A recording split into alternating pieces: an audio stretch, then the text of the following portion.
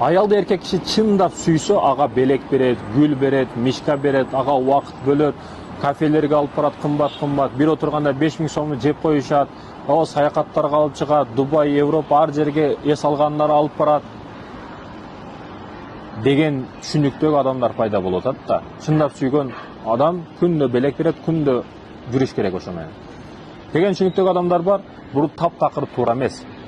Менин түшүнүгүмдө чындап сүйгөн эркек балдарын жакшы карайт, балдарга туура тарбия берет, аялга көңүл бурат, аялга үй иштеринде жардам берет, аялын ооруп калса дарыканага алып барат, дарыларын алып берет, балдарын мектеби, садиге бүт акчасын төлөйт, балдарын жакшынакай кийиндирет, сыртка чыкпай калса дагы, аялга кээде белек бере албай калса дагы негизги муктаждыктарды камсыздаган эркек чындап сүйөт да. Кээде аялга внимание баягы подаркасын бере албай калышы мүмкүн, бирок балдарын тарбия кылып атабы, балдарды сүйөт дегени апасын дагы сүйөт дегени да. Ушул чындык, ушул акыйкат жетпей атабыз ага. Анан гүл бербесе, саякат кылдырбай калса, бул сүйбөйт деген эмес. Психологдор, силер ойлоңула, түшүнгүлө. Кээ бир коуч, чала тренерлер ушинтип сүйлөп атат. Чындап сүйсө, саякат кылдырат, гүл берет, каждый день сен менен жүрөт. Ал эркек киши бекерчи эмес да. $1000 болосо өзү, мектептин өзү. Иштеш керек, акча табыш керек. Негизги маселелер менен камсыз кылып атабы, демек сени сүйөт ал. Сени сыртка алып чыга албай калышы мүмкүн. Сен кээде мечтат эткен нерсени бере албай калышы мүмкүн, бирок сени балдарың тарбия кылып атат, балдарыңа убакыт бөлүп атат, мектебиге алып барып атат, мектебинин контрагын төлөп атат. Бул чындап сүйгөн эркектер ушулар деп ойлойм. Анан баягы психологдор ойлонуп сүйлөгүлө. Кээде силердин сөзүңөргө ишенип, биз карапайым эже карындаштарыбыз карапайым экен дагы, түшүнүгү экен дагы, гүл бербейт экен, демек мени сүйбөйт экен. Саякат кылдырбай, демек мени сүйбөйт экен деп, ошонун аркасынан ызы чыгарып кээде ажырашканга чейин барып атат. Психологдор, психологдор, ойлоңула. Силер туура эмес пикирлерди берип, эже карындаштарыбыз ойлорун бузуп атасыңар. Психологиясы бузулуп атат эже карындаштарыбыздын. Психологдор, ойлоңула бул маселени. Бактылуулук акчада деген адамдар бар. Эгер чындап биз ойлогондой акчада бактылуулук болгондо, байлардын бардыгы бактылуу болуш керек эле. Байларды карасаңыз, дайым дүпүйгөн, серьезный, мындай каштары кагарып кеткен, өздөрү карарып кеткен, кыйналып кеткен, тириш түшүп кеткен, өзгөчө 4-5 миң алгандарды карасаңыз, жашоодон капа, кайгылуу көрүнөт да. 5 жараша проблемасы бар да себеп алардын. Айтайын дегеним, байлардын бардыгы бактылуу болуш керек эле, себеп акчанын бардыгы ошолордо. Эгер акчада бакыт боло турган болсо, бирок мындай эмес. Биздин ыйманыбызда жана өлчөлөрүбүздө чыныгы бакыт. Өлчөнү туура коюшуңуз керек. Биздин өлчөбүз эмне? Сөзсүз 2 этаж үй болуш керек, 5 машина болуш керек. Болбосо болбойт, ушу жулуп талап болсо да алышыбыз керек сөзсүз түрдө. Кудай Таала пендем бактылуу жашай бер, мына сага болот десе дагы жок. Мен мындай кылышым керек, деп турушубуз керек да биз. Өлчөлөрүбүз туура эмес. Сөз түрдө 2000 адам башы кылып кафеде той беришибиз керек. Сөз түрдө элге жарыя кылып той кылышыбыз керек. Өлүп атканыбыз дагы акча, төрөлүп атканыбыз дагы акча, баардык ысырапчылык бизде. Анан кайда бактылуу болосуң? Өлчөлөрүң туура эмес сен. Өлчөлөрүбүздү туура коюшубуз керек. Урматтуу мекенештерим, иманыбызга бекем болушубуз керек. Ошондо биз бактылуу болобуз.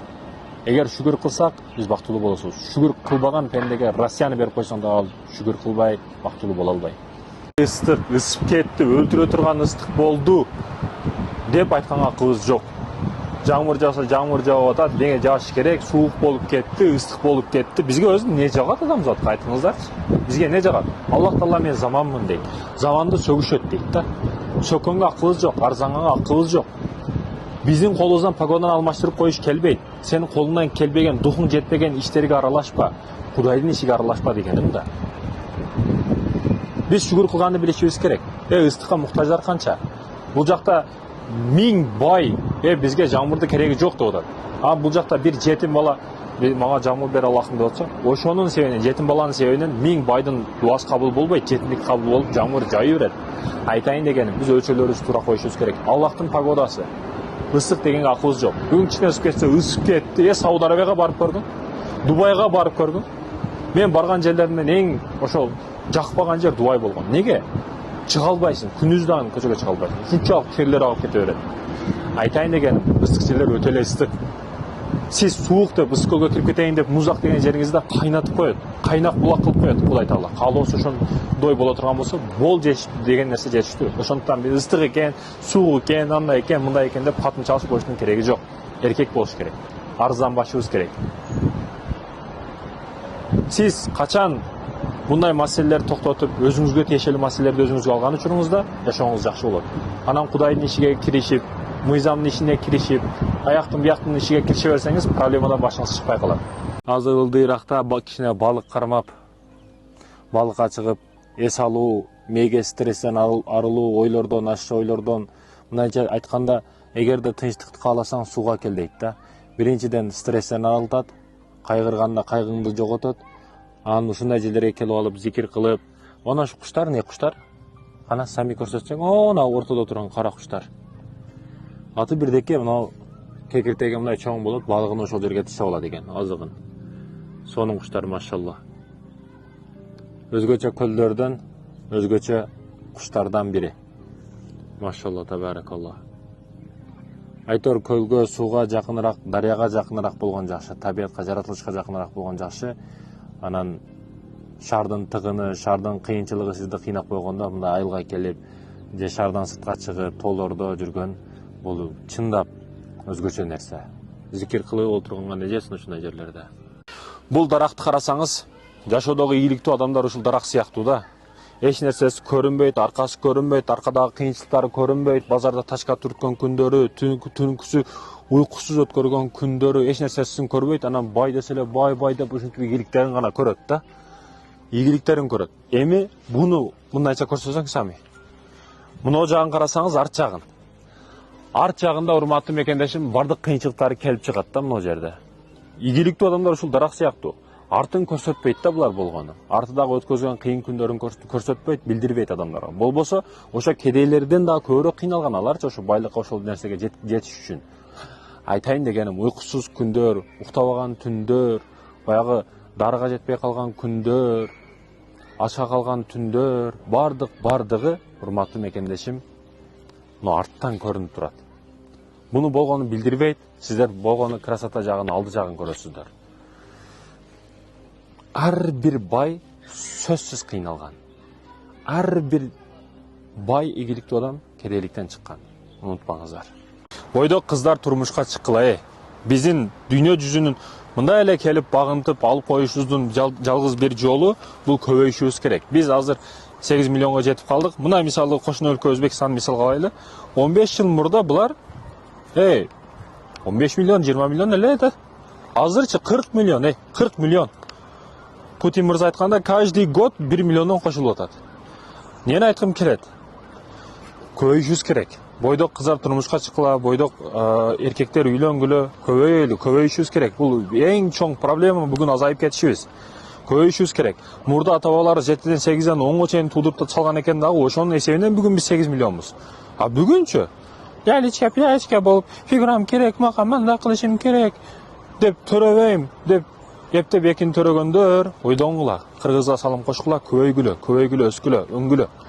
Ошо бул жерде тобокелчилик маселеси да ушундай. Эгер 5 балаң болсо, бирөөсү баары ийгиликке жетет да, чокуга чыгат, башка туугандарын да тартып кетет да. А эки эле бала болсо, экөө тең ийгиликке жетпей калышы мүмкүн. А көпчүлүк это хорошо. Кайсыдыр бири балким дүйнөнү жарат да. Роналдодой күчтүү футболчу болуп кетиши мүмкүн. Эйнштейндей акылдуу болуп кетиши мүмкүн, а? Ошондуктан да аракет кылышыбыз керек. Мына Кытайды карасаңыз, буларга төрөгөнгө болбойт. Кээ бир шаарлары тыгыз жайгашкан жерлерде бирден эле төрөгөнгө уруксат. А айыл жерлеринде эки эле.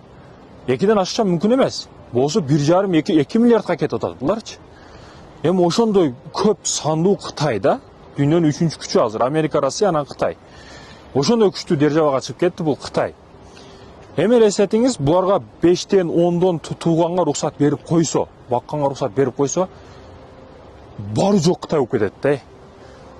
Туалетке кирсең ояктайм Кытай, крышада Кытай, тамбашыда Кытай, бирөө чуркап келип атан Кытай, эшикти ачсаң аерде да Кытай, бизде кызматкерлерибиз да бүт Кытай, баштыктарыбыз да бүт Кытай болуп кетет айтор. Эми элестетсең сиз 2 миллиардты 10го көбөйтүп, канча миллиард болуп кетет? Жер жүзүнө батпай кетет. Ошо тоо таш бардык жерде Кытай болуп кетет. Айтайын дегеним, мекендештерим, көбөйүшүбүз керек. Бул чындыгында мындай күлкүмүштүү маселе болушу мүмкүн. Бирок сандан дагы болуш керек, сыпаттан дагы болуш керек. Аракет кылайлы. Эркектер жакшы иштегиле, аялдар имандуу балдарды тарбия кылгыла.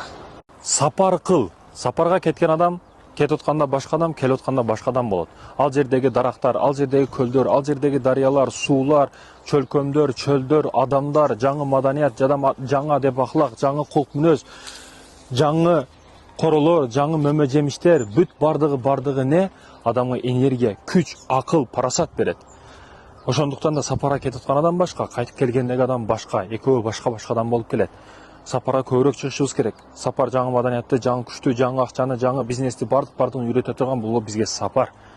Сапар кылыңыздар. Сапар кылыңыздар, урматтуу мекендештерим. Бүгүн саякат кылып, 80ден ашыгыраак мамлекетке барган болсок, ушул нерселерди түшүндүм. Адам сапарда үйрөнөт экен да.